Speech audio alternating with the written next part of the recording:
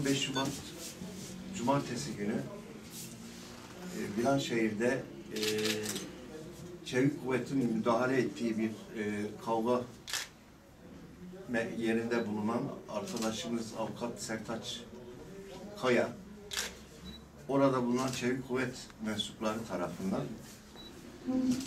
ciddi bir şekilde darp edilmiştir.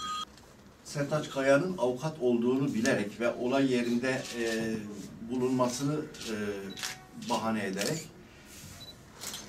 silah kabzalarıyla kafasına vurulmuş, kafasına 12 dikiş atılmıştır.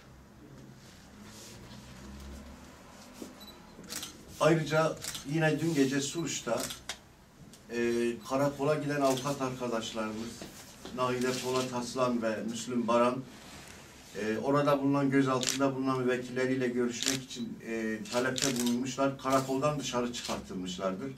Suruç temsilcimiz Avukat Emin Baran amirleriyle görüşmeye gitmiş. Onlara da kötü muamele yapılmış ve karakoldan zorla dışarıya çıkarılmışlardır. Biz bir kere baro olarak meslektaşlarımıza yapılan bütün bu hukuksuzlukları kınıyoruz. Kanunları sağlaması gereken, asayişi sağlaması gereken kolluğun bu şekilde avukatlara fiilen müdahale etmesi ya da karakoldan zorla dışarıya çıkarması hukuksuzluktur.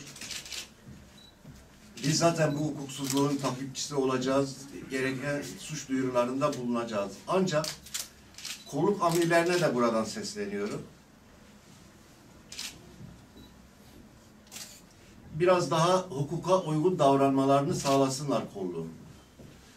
Yani bu şekilde bir müddettir bu tür olaylarla karşılaşıyoruz. O nedenle kanun çerçevesinde ne gerekiyorsa kolluk amirlerinin de müdürlerin de onu yapması lazım. Kolluklar kendi emirleri altında bulunan insanların daha hukuka uygun davranmasını sağlamalarını talep ediyoruz.